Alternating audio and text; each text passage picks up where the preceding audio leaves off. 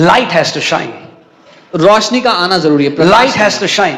रोशनी का आना You जरूरी can है। read a scripture 1,000 times, हो सकता है आपने 1000 बार एक वचन को पढ़ा हो, but until the light shines, जब तक उसमें से प्रकाश ना आ जाए the power will not be released. तब तक आपके जीवन में उसकी ताकत काम नहीं करेगी। So you meditate on that word तो आप उस वचन पे मनन करो until the light shines. जब तक उसकी रोशनी आपके जीवन में The चमकने word of लगे। God says, परमेश्वर का वचन कहता the है entrance of his word brings light. कि जब उसका वचन प्रवेश करता है तो वो प्रकाश ले आता है, Amen. And light is the antidote of darkness. और प्रकाश ही समाधान है अंधकार का। When light comes in your life, जब आपकी जिंदगी में प्रकाश आता है, struggle ceases instantaneously. संघर्ष उसी समय बंद हो जाते हैं, There is no fight between light and darkness. क्योंकि रोशनी और अंधकार में कोई लड़ाई नहीं होती। Darkness has no power to stand against light. अंधकार में कोई ताकत ही नहीं कि वो रोशनी के आगे टिक भी सके।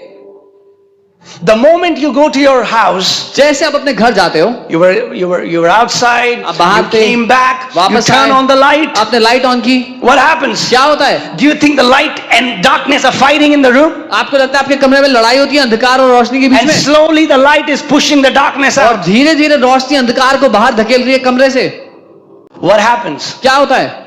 When light comes, जब लाइट ऑन होती है, darkness has to leave. अंधकार को भागना पड़ता है। When light comes, जब रोशनी आती है, darkness has no place. अंधकार के लिए जगह नहीं बचती। You need light. आपको रोशनी चाहिए। That's what God's knowledge means. परमेश्वर के ज्ञान का यह मतलब है। This book is filled with the light of God. ये किताब परमेश्वर के प्रकाश, उसकी रोशनी से भरी हुई है। You know, one time the Lord told me, He said, "My son, don't read the Bible to preach it." एक बार प्रभु ने मुझसे कहा, मेरे बेटे बाइबल को प्रचार करने के लिए मत There are पढ़। many people who read the Bible to preach to others, but don't preach to themselves. बहुत से लोग बाइबल पढ़ते हैं दूसरे को प्रचार करने के लिए, पर अपने आप को प्रचार नहीं करते जो वो पढ़ रहे हैं। Many say, "God, tell me, give me a word for this one and that one." And praise God, I love that. But what I'm saying is, before you give a word to others, you should also ask, "God, give me a word for me." कई बार हम प्रार्थना करते हैं, प्रभु मुझे उसके लिए वचन दो, मुझे उसके लिए वचन दो। प्रभु का धन्यवाद हो सबके लिए, लेकिन इससे पहले कि आप कहो प्रभु मुझे किसी और के लिए वचन दो, आपको कहना चाहिए प्रभु मुझे मेरे लिए वचन दो पहले। Amen.